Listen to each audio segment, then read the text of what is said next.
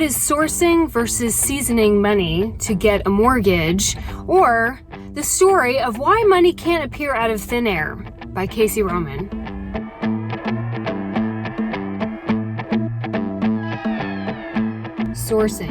Sourcing is when a lender is looking for some kind of evidence or paper trail as to where your money came from that you're using for the down payment. Who's paying you? They want to make sure that you didn't run out and get a personal loan or some kind of extra loan to get the down payment to then put towards this loan, because every lender is worried about if you stop paying, who's first in line to collect whatever is left over.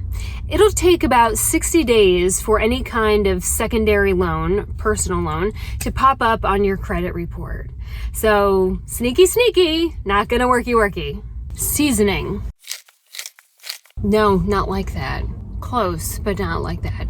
Seasoning is having an amount of money in your bank account that you're going to use for a mortgage for a specific period of time, usually 60 to 90 days.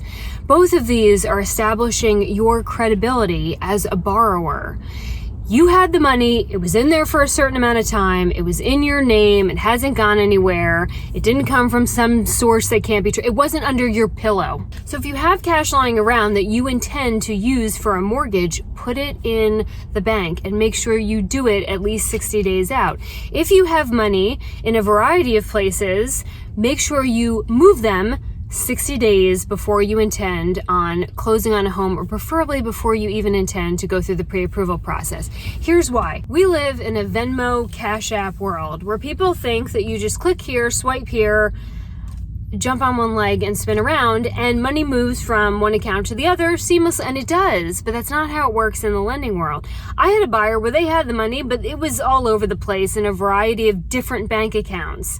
And they went through the pre-approval process, and unfortunately enough checks weren't made. And then they said, after a substantial amount of non-refundable money was put up, they said, yeah, sorry, account isn't seasoned. What? Yeah, it had to be in there for 60 days.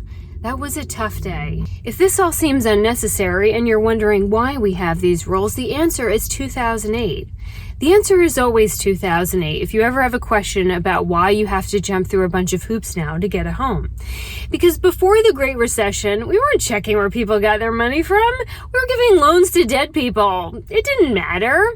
Now it matters. So to keep the real estate and lending community and environment a lot safer and more stable than it was before, yeah, we want to know where you got that money from. On one of my listings, I got a phone call.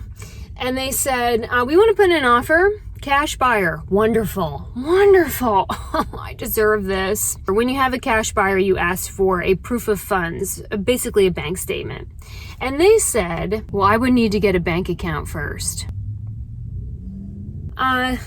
Okay, Pablo Escobar, maybe on the next one, but not this one. You can't keep wads of cash out there in mason jars or hidden under wherever and then just throw it towards a loan. That will never work. When do you not have to season money? You don't have to season money if it was a gift. So if some wealthy person that you know is gifting you money for a down payment, if you have a wealthy person who's gifting you wads of cash for a down payment, if it's an independently wealthy, marginally good-looking man who's later on in life and doesn't have much time to live and a really nice life insurance policy, my phone number is 910-524-9332. That's considered a gift. You don't have to season that money. However,